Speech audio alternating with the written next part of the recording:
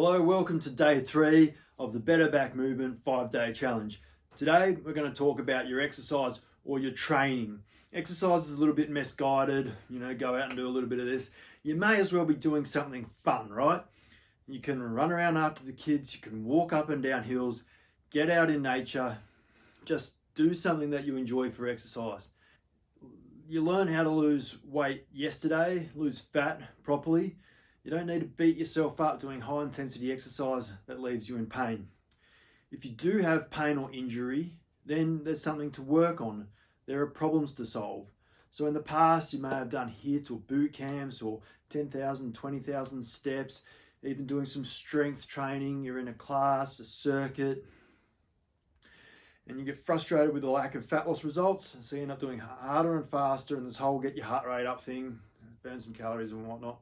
But yeah, if you really focus on the strength training and using the biggest muscle groups in your legs, they require oxygen to work. So your heart has to pump that oxygen to your muscles. So you're still going to get the cardiovascular benefit of strength training the same that you would with cardio. And like I said, you walk up a hill, get a little bit puffed out.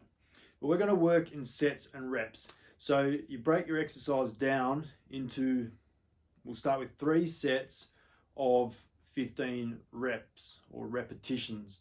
So you may be familiar with this. When you go to the physio, you have to do an exercise 20 times and then you have a little rest and you do it again. So the idea of the physio is recreating better movement patterns and muscle memory.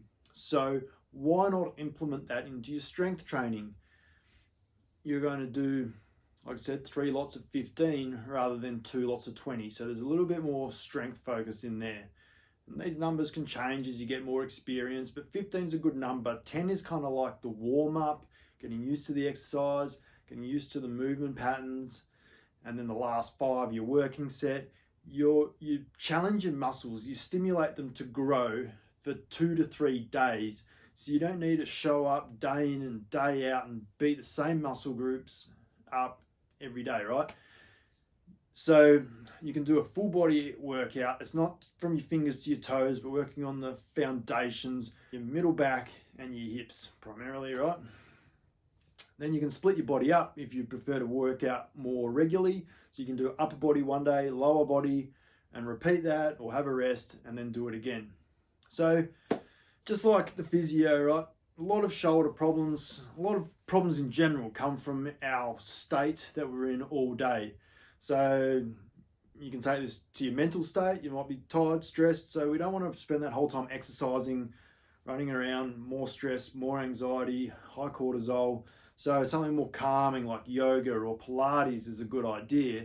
And the essence of these methodologies is self-awareness. So you want to start cultivating self-awareness and being aware of yourself, your breathing, and your posture through your exercises. So you can have a personal trainer standing there. They're probably going to be talking about their day and your day and distracting you from the task at hand, maybe reminding you of what you need to be focusing on.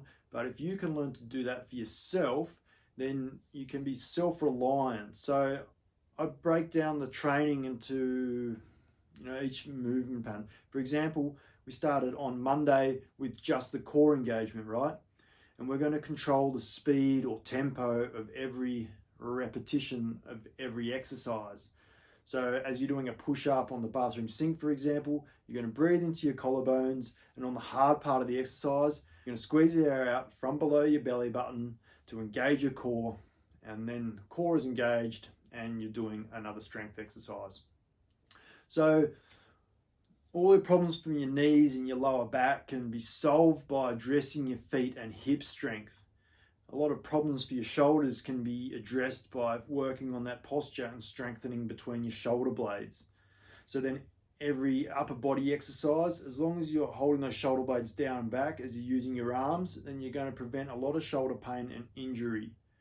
You can even work on the shoulder blade mobility and be able to scoop them forward rather than letting them come up and over where you get the impingement and the bursitis. And in your lower extremities, the job of your hip and your foot is to externally rotate your knee. So as long as you're working on that external hip rotation, you're going to engage your glute through every exercise. And that's its job, right?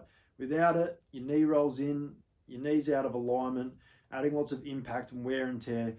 It wears away, you got to get a knee replacement. But just like your car tire, if you get your knee replaced, you want to get a wheel alignment.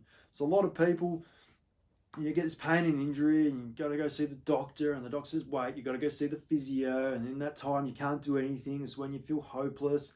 You continue to emotionally eat bad food, put all the weight on, waiting for the all clear to go and get it off.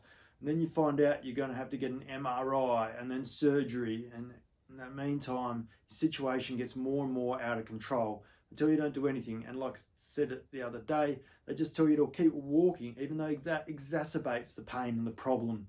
So they just don't have the capacity to show and teach you these exercises.